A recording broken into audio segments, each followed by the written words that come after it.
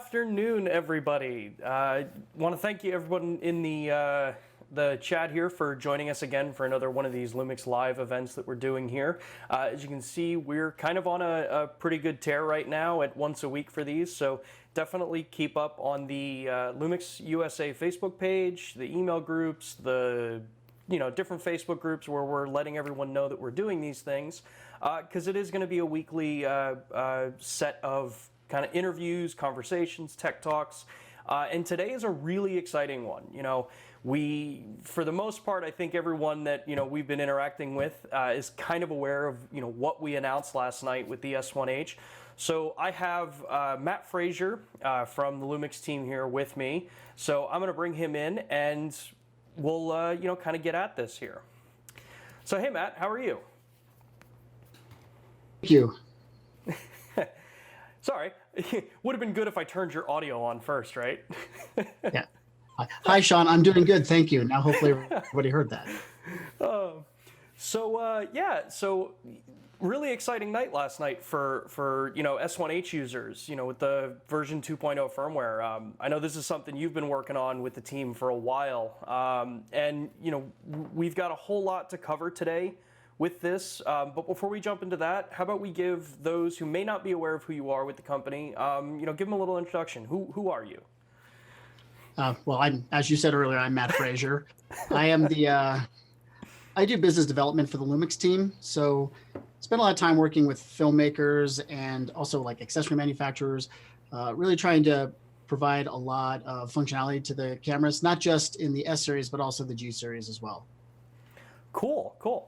Yeah, so one of the reasons why we've decided to change the format up a little bit for today's particular Facebook AMA is there's a lot that was released in the 2.0 firmware for the S1H. Number one of that being the release of RAW over HDMI in that system, but there's also a lot of other kind of things in there that I think most of the people I've interacted with, at least, and I'm sure it's the same for you, there's a lot of things in this that are going to help filmmakers and video creators get their projects done and use the camera in better ways that they may have had some headaches with in the past. So to give everyone a little bit of a kind of guide of what we're going to be covering today, so it's going to be the RAW over HDMI.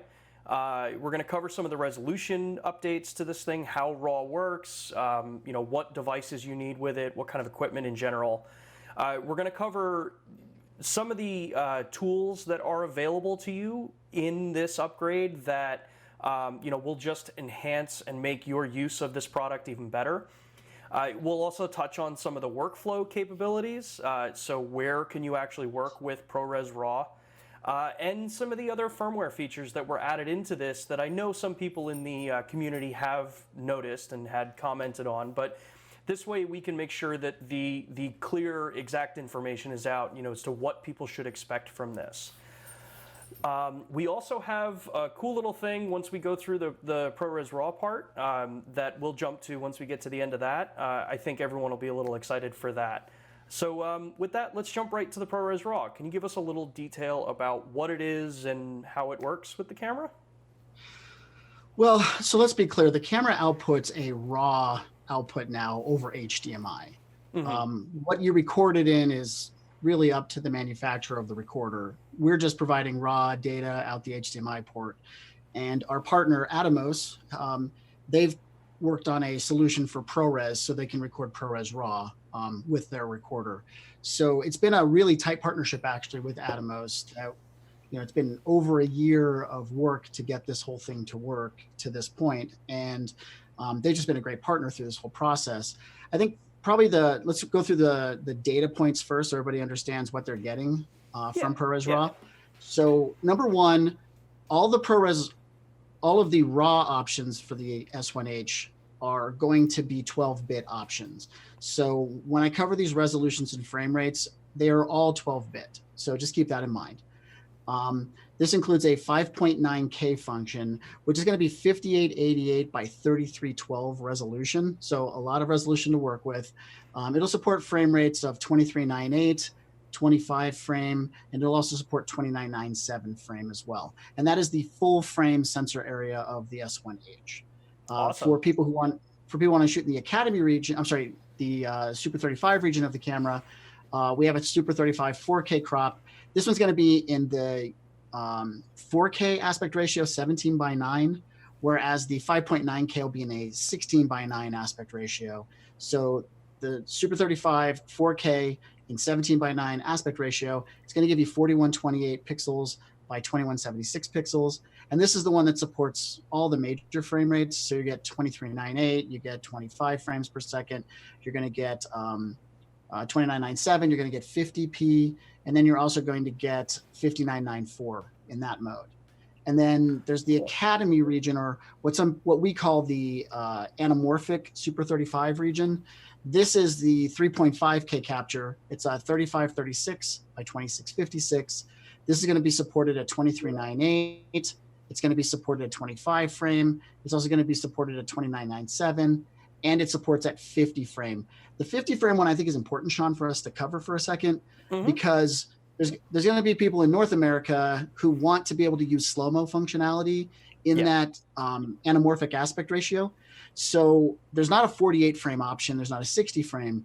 But if you change the region in the camera from NTSC to PAL, you can at least use the 50 frame to get some slow-mo functions, even in the anamorphic mode in the North American region. Cool. Yeah, that's definitely really good to know. So, that's definitely a ton that is going to be capable on this camera. I can't remember the last time I've seen something that has this much capability, and it's just in a firmware update. So, I know looking at how, firmware updates typically are going, this is a free update, correct? Yeah, so we had already built the camera with the components internally to be able to support this. So we're just doing it as a free update. It was already a plan with the S1H launch. So no reason for us to have to do any updates internally, no extra costs. Awesome.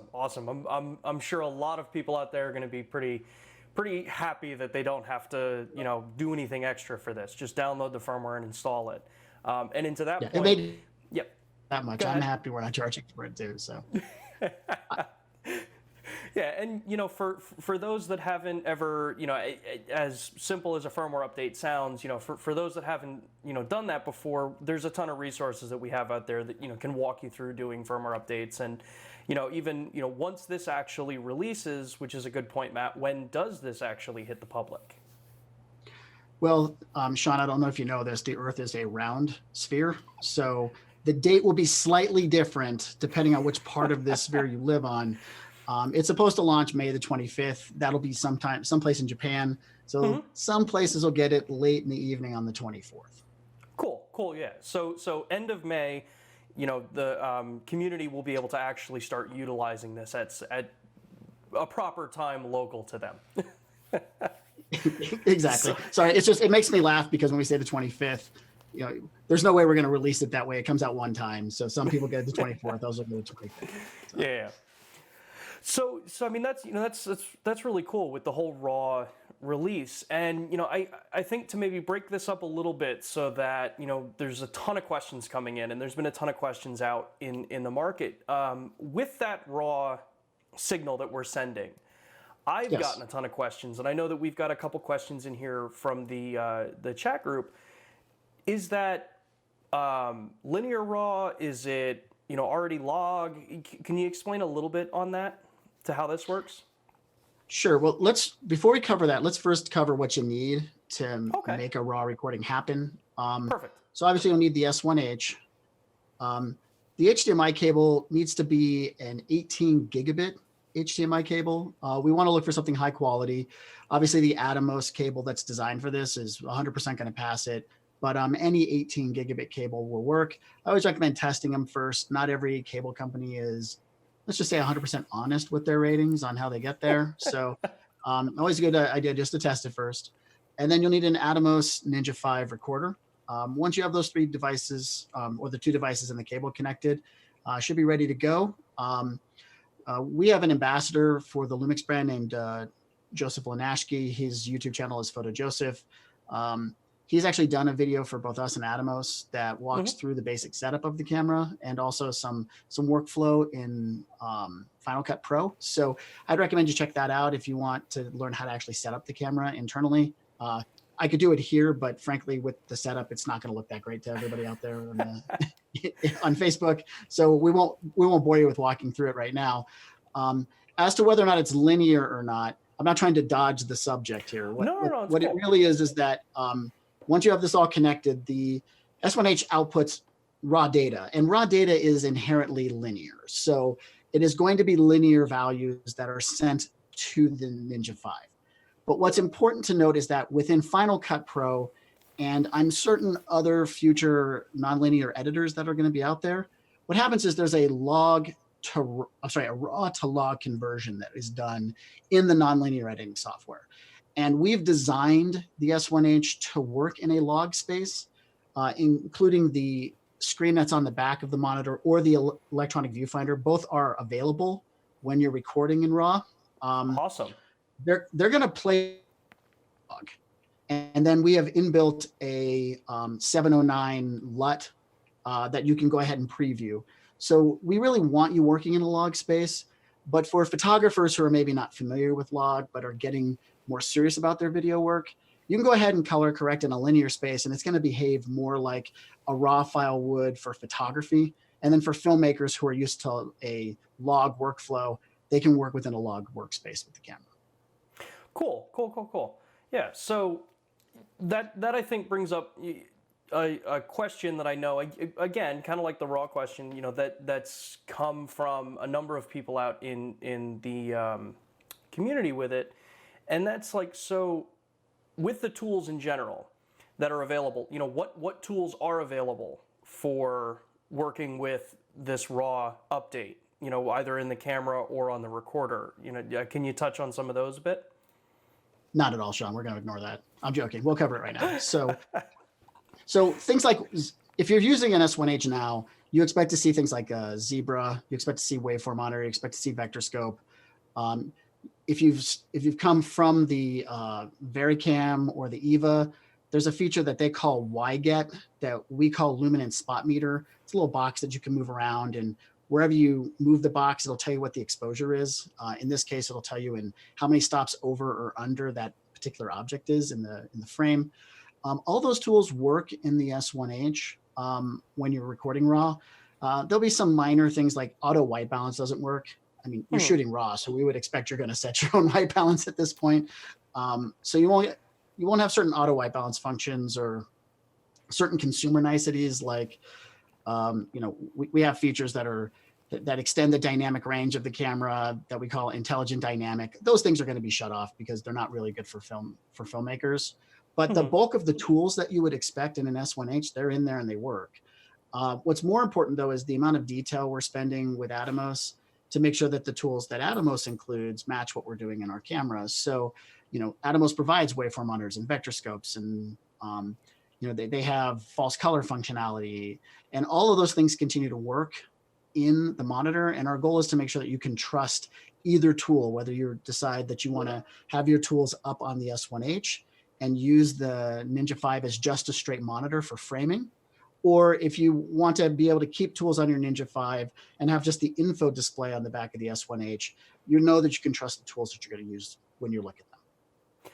Awesome. Yeah, that's a pretty sweet setup, I think, especially for, you know, a camera that is, you know, a non-traditional cinematic tool. With a lot of those you know, kind of tools that are in there, let's touch on a bit of that workflow conversation, because, you know, with ProRes RAW, it being a relatively newer you know, format to record with, you know, what software out there is currently able to work on it, and is there any info on, you know, future capabilities from some of the other NLEs?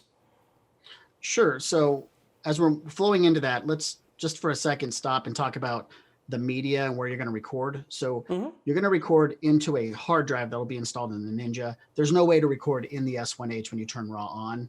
So you cannot record anything in the camera. You just have to be cognizant of the speed of the hard drive. So make sure that you're make sure you check Atomos' website. The easiest way to make sure it works for sure is look at any of the Atom X drives that are on the market. If you get an Atom X drive, they're smaller, they fit the form factor better, and they're all rated for RAW. So Cool. it's important people understand what memory they should be getting before they start looking at their editing software, because it could get frustrating if you're constantly stopping your recording during a production. So once that's happened, you pull the hard drive out, you're going to plug it into an SATA reader of some type, and you're going to plug that into your computer. Once you've done that, the bulk of the workflow I've had experience with this camera is in Final Cut Pro. I know that some folks out there are not going to be excited to hear about Final Cut Pro. I'm a big apologist for it. That's my favorite editing software to use. So when you ingest your content, when you bring it into the library, Final Cut has the option of setting a library to either be standard dynamic range or what they call a wide gamut library. And Apple's really, they put a lot of effort in making sure they call it wide gamut. They don't call it HDR because they want people to understand that if you ingest it and you set your gamut to a wider gamut, you're going to have more latitude to work with, even if you're going to author an SDR file. So it's always best when you bring in that footage to make sure you convert your library to a wide gamut library, just so that you can bring back as much highlight information as you expect to be able to bring back. So once we've done that and we've brought in our library, you ingest your content into the library, just import it all in. Once it's imported, you can then bring it onto the timeline. You can edit it just like any other piece of video software or video codec. But there is an option that allows you to change the workspace from linear to log. So by default, because we have embedded metadata in the file that tells Final Cut that this is a Panasonic camera, that it's an S1H,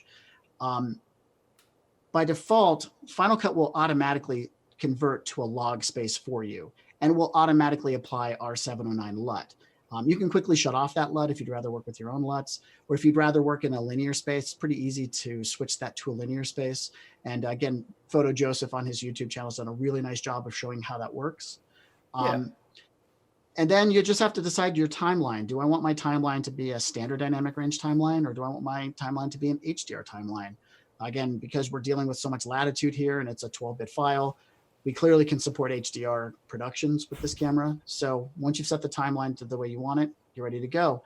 Now, I do realize there's some folks that are going to want to work in Premiere, or they're going to want to work with DaVinci Resolve, and we understand this, and Apple understands this as well. So worst case, you could ingest your content into Final Cut and then just kick out some 444 ProRes files. Just make sure that you don't have anything clipped in it before you render it out. And then you can bring those into your editing software. You just want to make sure you optimize your white balance in Final Cut before you output it as a video file to work in another application. Cool. So from and I'm sorry. Yep. I forgot to mention, Edius also works with this software as well. That's a Windows, or Windows users use Edius, and I don't use a Windows computer, so I've never worked with it before. For color correction, Baselight supports ProRes RAW as well. Now, I can hear people's eyes rolling out there right now because most of them don't work in Baselight, because it's a really high-end color correction software that's usually used by Hollywood productions. But it's nice to know that this will work in it. So if you have a deliverable that works in Baselight, it'll work. And then I think for the future, obviously, everybody should already know, Adobe has announced native support for this. It's already in the beta stage now. And Avid has also announced that they're going to support the ProRes RAW format. Cool. So yeah, this is definitely going to be a widely acceptable format, once more of those software solutions are out for those that aren't Mac users like myself. For the very little bit of video work that I do. Well, I'm not gonna force you to move from Windows. It's a great platform. I'm sure you'll be happy with it. I mean, hey, it's working for this stream, right? Yes, it is. No question. So yeah, that's a whole lot of info with RAW and how this works. I know that there's been a couple pieces out that we've released that show how this works in practice. Wow, I'm tripping over my words this morning or this afternoon. Wow. One of those DPs that we worked with was Sharif. Now you worked with him a little bit on this, right? Right. So we obviously wanted to have some content out there to show what's possible with ProRes RAW. Sharif Mokbel is he's a director of photography for, he does a lot of commercial work. He's done television, kind of a jack of all trades when it comes to cinematography. He's also done work with other companies in the Middle East and Dubai. But as a filmmaker, he's primarily based in New York City. I was drawn to him because the content he produces is beautifully shot. And he has a YouTube channel called the DP Journey. And on his channel, it was interesting because you can tell he's a very knowledgeable, skilled filmmaker, but he actually delivers the message very well on a YouTube platform. And it's very well produced. So when I saw all the things he can do through his DP Journey channel, I immediately reached out and saw if he'd have interest in working with early production on the S1H, and he jumped at the chance to do it. I know he's recorded a little snippet of his inspiration for the project that he's worked on, which is called A Drummer's Treasure. Why don't we go ahead and cut to what Sharif had to say about his project and what inspired him, and then after that, why don't we go ahead and play A Drummer's Treasure. It's just a teaser. We're still finishing the complete project. It'll be done by the time the firmware is ready to go. But we wanted to at least make sure you had a teaser out there, and it's a short 45-second teaser. Yeah, perfect. All right, so here's the message from Sharif about the project. Hey everyone, my name is Sharif Mokbel. I'm a cinematographer and filmmaker based in New York. You might also know me from my YouTube channel, The DP Journey, where I talk about cinematography, gear, and post-production. Recently, Panasonic offered me an early access to the latest S1H firmware 2.0 with the ProRes RAW recording capability. And we plan to test it out with a documentary shoot about a drummer and his passion for collecting vintage drums. We're only sharing the teaser for this documentary during this announcement, and I look forward to sharing the full project as the final firmware becomes available. In this documentary, I wanted to shed the light on a hidden yet equally interesting side of a musician's life that goes beyond his obvious musical talent. I felt that Brian Duke, our featured talent here, has a perfect story to share with everyone. On a technical note, for the teaser film, I chose to shoot in the streets of Manhattan, New York, at noontime to challenge the camera not only with a very high dynamic range, but also with the signature colorful environment of New York that would flood the camera and the codec with a wide range of color casts that could become challenging in post. I also chose to contrast this bright and sunny outdoors with a low-light indoor setup shot in the drums shop, which again would push the camera and its codec to their limits on the other dark side of the spectrum. Again, I thank Panasonic for making this happen. I hope you enjoyed the teaser, and I will look forward to sharing the full version with you very soon.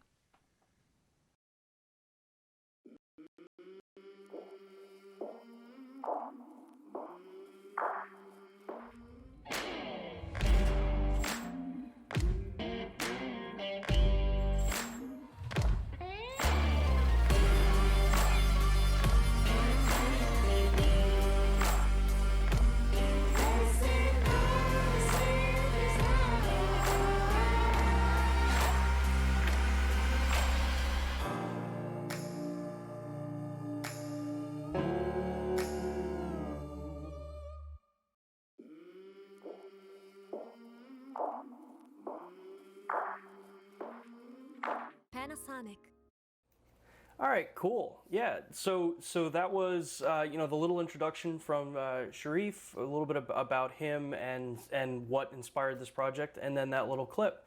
So Matt, obviously this is kind of the big marquee feature about this upgrade, but as we were waiting for that to finish, and I'm going through the comments here, there's a ton of people asking a bunch of questions that I think we can address by what else was in this firmware update, because it's not just ProRes RAW, right?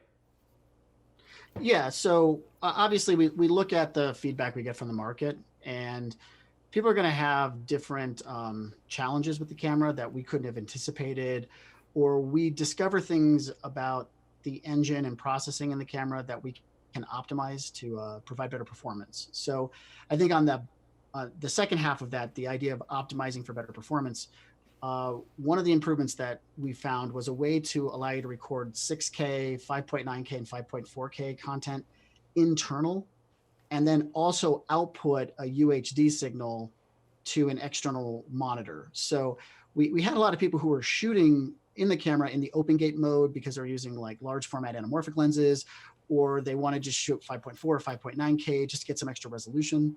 And all of a sudden they would hook up a confidence monitor or a monitor offset, and it would immediately kill the output, and that would create a problem. So we fixed that. You can now output that right over the HDMI port while recording 6K internal.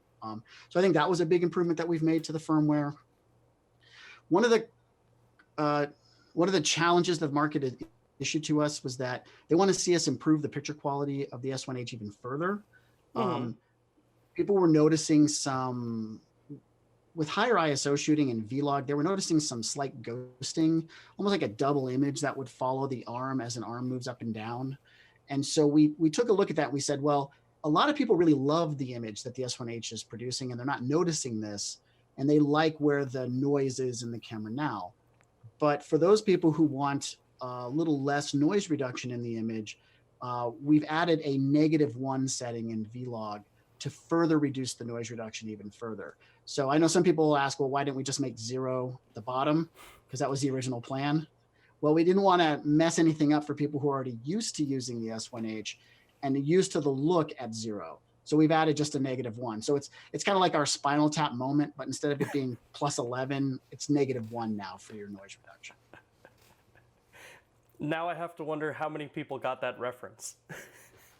Well, I guess it just depends on the age of the viewer, right? So we'll have to see. Yeah, well, you know.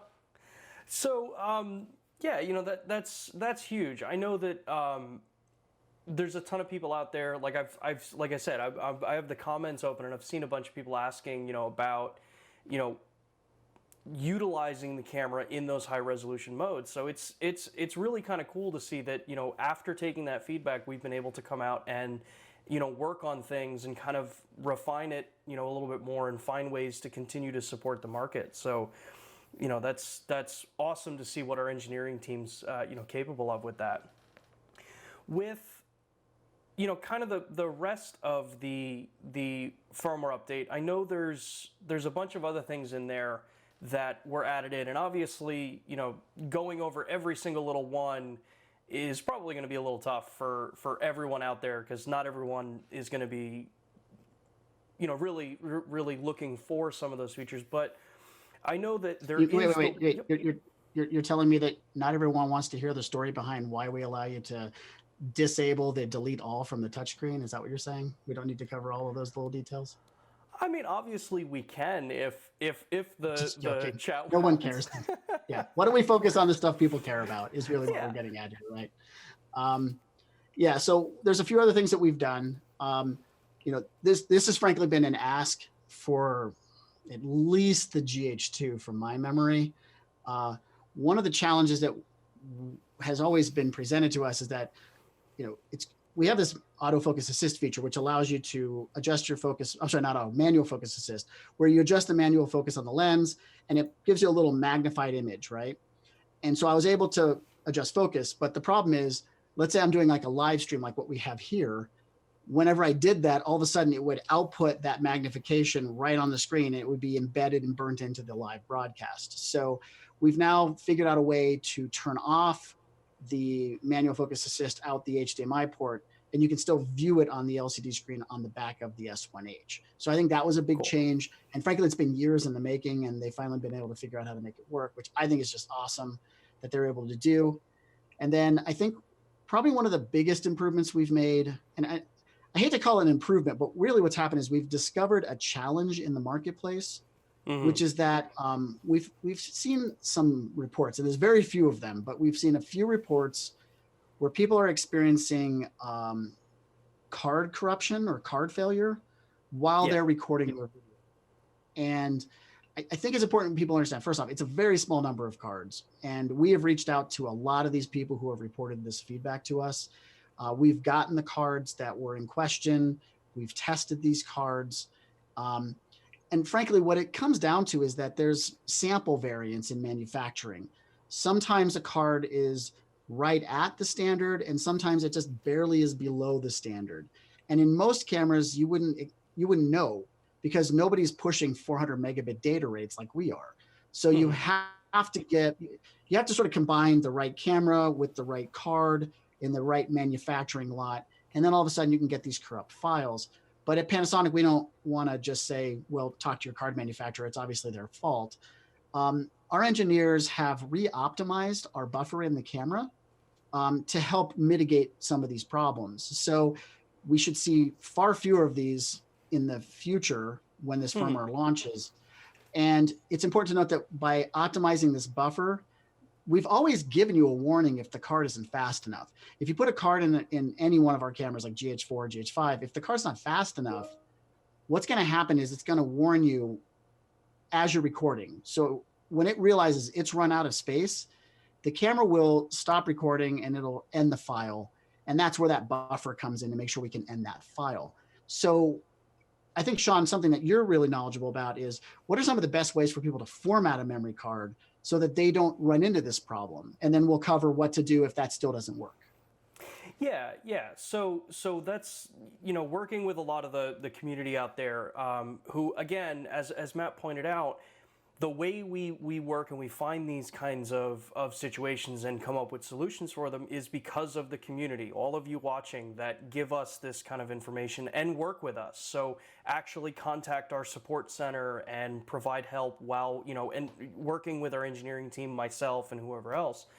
And through that process, we found that, formatting a card isn't necessarily as straightforward as a lot of people I think assume it is. There were a lot of the early reports of these kind of corruption issues that were coming around, but when we dug into specific situations with it, it turns out that the card in question that was causing a problem was just being thrown into a Mac or a Windows computer and just using the system formatter for that, which theoretically you'd think should work fine, but it doesn't. There is an actual official card formatting tool from the SD Card Association that you would utilize if you need to format your card utilizing a computer, but it still is, the best way to record to format the card rather is in camera. So at the early stages, we went through and we found through all of these challenges that, doing the due diligence proved that a lot of the early cases weren't necessarily really anything pointing to a situation with a card or the camera or anything like that. We were able to figure those out. As we started, digging further and further and looking at lot numbers of certain cards and as Matt said, working with, partners in the industry from different card manufacturers, trying to figure out where this challenge is, that's where we were able to actually, find where this is, track it down, and provide a proper, as best we can, method of either mitigating it to, lessen an impact on something, or actually just outright, provide answers in some cases. And like Matt said, in this case, the general industry, when you look at the cards, there is sample variation. And if everything is matching to what the specification is for V60, V90, which is why we put those recommendations in and those in some cases requirements for certain modes, that's what needed to be kept to. So it's a lot of work that went into it, and I think the community in general, you guys have been super patient, waiting for us to actually do this right. We're I think, I've been with the company for 5 years. I know, Matt, you've been around longer. And when we hear things like this in the community, challenges or issues, they take it very seriously. We do our research and our homework to figure out what the actual situation is and provide a positive direction on it. And, yes, in some cases it may be quiet, but that's because we're working. The team in Japan, the engineers are doing it the right way. Instead of just throwing update after update after update and hoping that it fixes it, we want to put an update out that's proper for it. So yeah. So let's simplify this. It's pretty simple. Try to avoid formatting your cards in your computer if you can. Format them in the camera.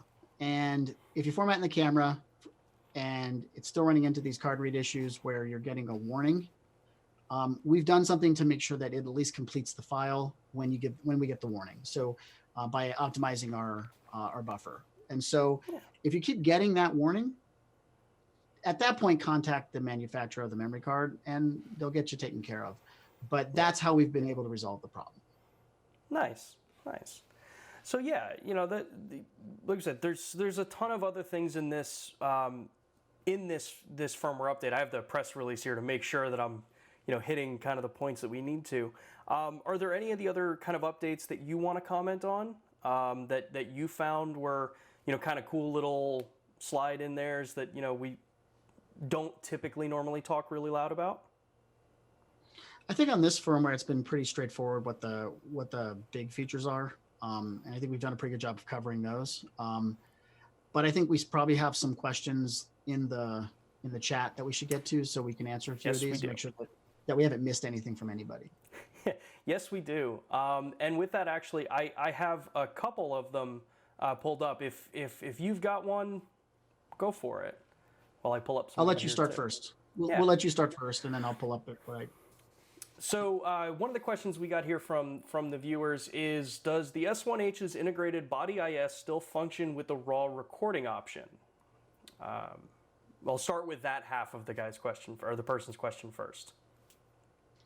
Okay, so I guess it depends on what stabilization we're talking about. If we're talking about the physical movement of the sensor and also the physical movement of the lenses, yes, the dual IS system continues to function even in RAW. That doesn't get turned off. But if you're asking about the additional electronic stabilization that we have that's actually moving the image around on the sensor, those will not work because we're using that region of the sensor for the raw data. Cool. The follow-up to his question, the second or his or her question, I apologize, I don't have names on these questions here. And this, I think, is some maybe potential confusion in the market of what's going on with the HDMI out. But the question is, could you share what chroma subsampling ratio is implemented in the S1H output stream, example 422? Now, you talking about for RAW?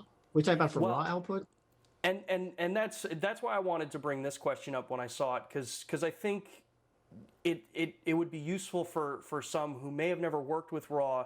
What is that difference between RAW information and what they're used to working with in, say, 422 10-bit, the way the camera works as it is today? Yeah, so chroma subsampling really doesn't apply until it's a video image. As of right now, we're capturing a Baird image named after a gentleman who worked for Kodak who developed the Baird pattern that most cameras today use. So we're pulling a Baird image in, which is really, think of it as for every 2 parts of red and 2 parts of blue you're capturing 4 parts of green. And the luminance, the image that you're drawing, you're painting the colors onto, that's usually carried in the green channel. So that's why there's 4 parts of green for every 2 parts of red and blue. But it hasn't been debared yet, so there really is no chroma sampling that's been applied. We're just pulling that Baird data in. So it's in the software where chroma sampling is determined. So I can bring that raw file in as a 12-bit raw file, bring it into Final Cut or whatever application I'm planning on working with, and I can then render it out as a 444 file if I choose. And by doing that, then you're relying on the processing power in your computer, which is much more powerful than the processing power we have in the S1H, to make those chroma sampling decisions for you and how it works with those 4 parts of green and 2 parts of red and 2 parts of blue. So we don't quote a subsample, and I don't know anybody who does quote any chroma subsampling for their raw output, because it really has to be debared and turn into a video image before we can determine what that sampling is. Cool. Well, that's perfect for hopefully whoever asked that question. Hopefully that kind of gives you a little more insight as to what's going on with the update. But Sean, to be clear, the question was asked, which chroma subsampling ratio is implemented in S1H for HDMI. I've defined what it is when we're talking about RAW. When we're talking about just a regular HDMI video output, the camera's capable of 10-bit 422 chroma subsampling for the HDMI out. So if you're going to use an external recorder, you can manage up to 4K 60p 422 10-bit over HDMI. The camera can also record internally 422 10-bit up to 4K at 30 frames per second. If you want a faster frame rate like 48 frames or 60 frames, in 4K, you're going to need to settle for a 10-bit 420 chroma subsampling for the internal recording. But again, you can record that internally as 10-bit 420, 4K 60, and then output a 422 to an external recorder if you need a 422 color space, and that way you have a backup. Cool, cool. So with that, kind of segueing into that, the next question here was, can we get clarity on the Ninja 5? If the Ninja 5 is the only RAW compatible recorder for the S1H from Atomos or otherwise? I know you and I have talked about this a lot. Yeah, so at present, the Ninja 5 is the only device that can record RAW over HDMI.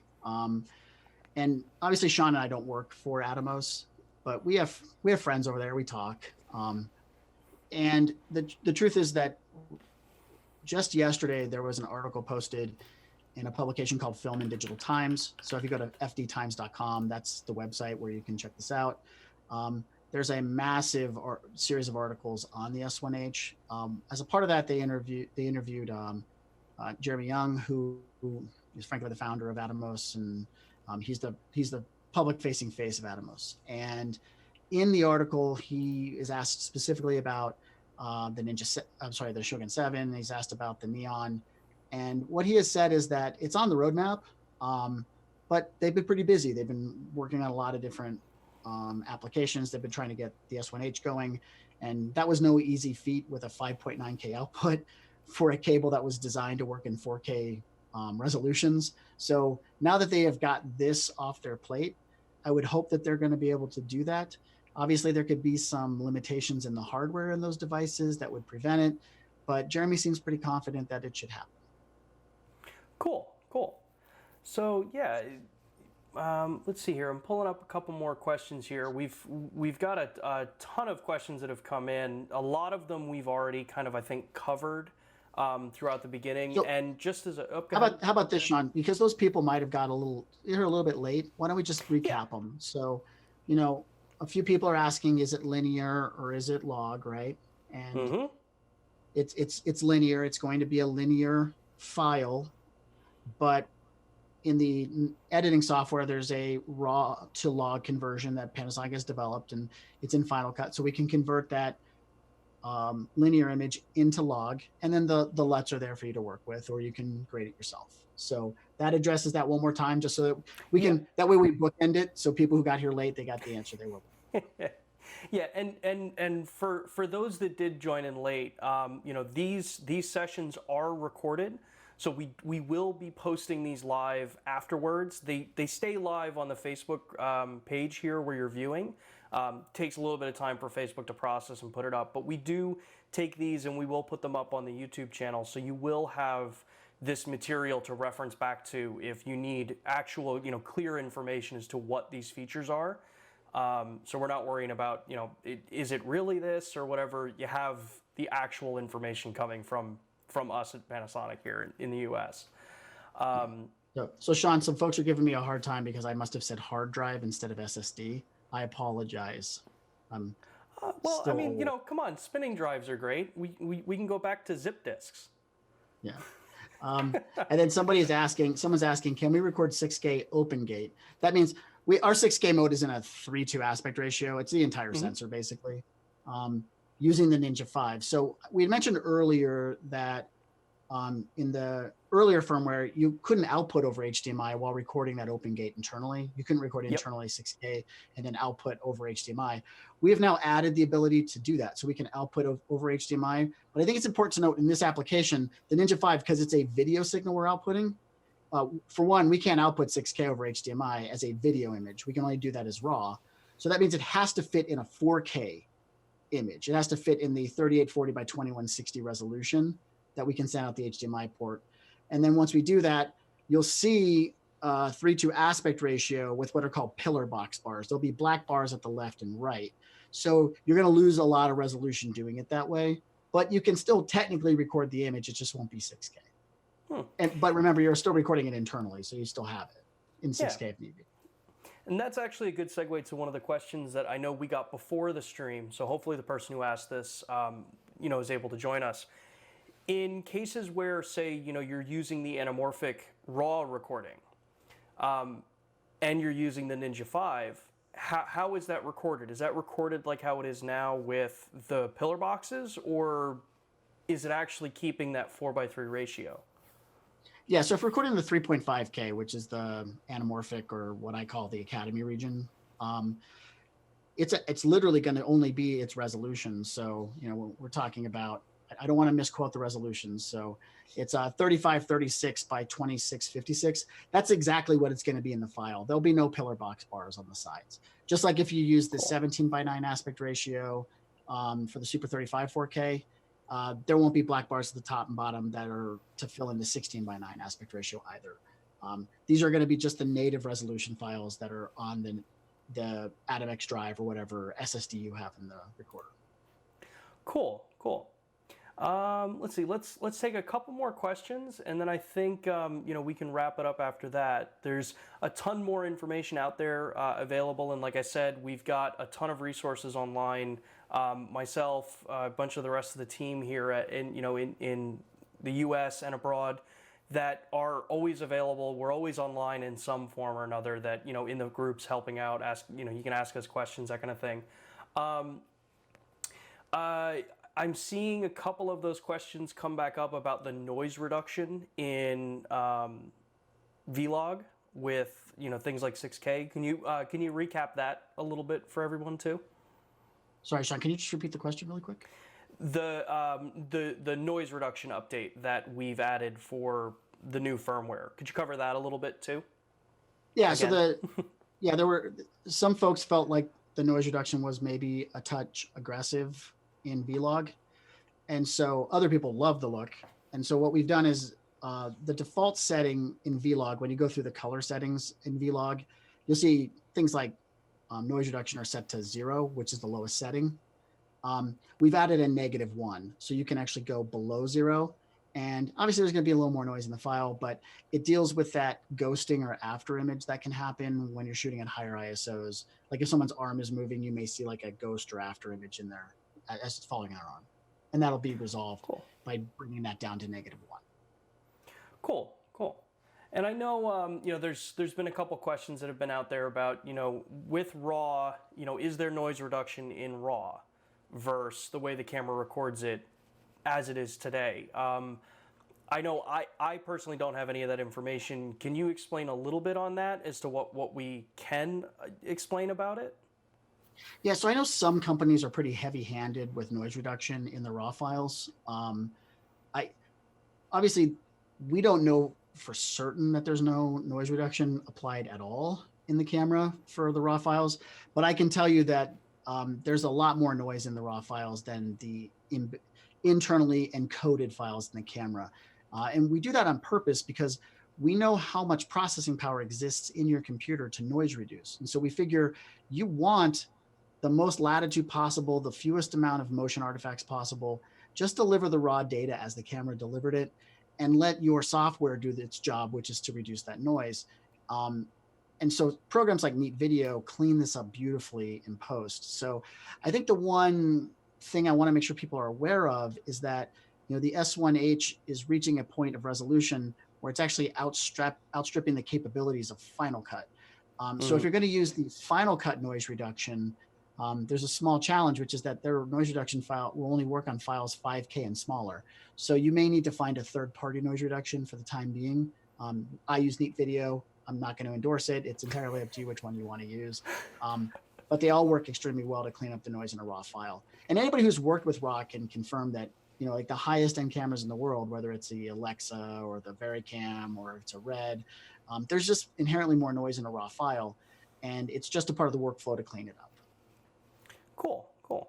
Yeah, so as everyone can see, there is a ton that is going to be available on this. And, as we were saying at the beginning of the stream, we're a little bit away from when this actually releases out to the public, but there will be a ton of, kind of updates between now and then with, different sample videos, things like that are coming out. So definitely keep an eye on the Lumix channels globally, whichever region you're in.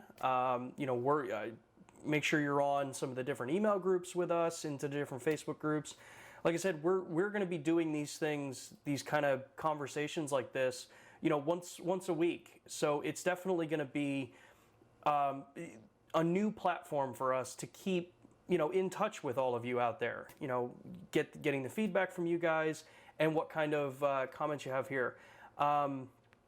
There is another question here. At this point, we're going to probably end this for now. If we didn't get to your question live on the stream here, don't worry. We will look and go back through this post because this does stay live. We do apologize that we can't get to every single question, but there's a ton out there, and the stream goes crazy, and it could be Matt or I just staring at our computer for 5 minutes trying to make sure we answered everything there. But I want to thank everyone for taking the time, joining with us here. I want to thank Matt for calling in from the mountain area out in Denver. This is new for us, and hopefully you guys all had most of your questions answered. And we look forward to seeing you guys next Thursday for the next Lumix Live AMA meeting, whatever we're gonna kind of settle for that one at next week. Yeah, so let me go into here, and like I said, hope you guys all have a good rest of your day, and like I said, keep the comments coming. We will be checking them throughout the week and posting updates to you guys. Take care.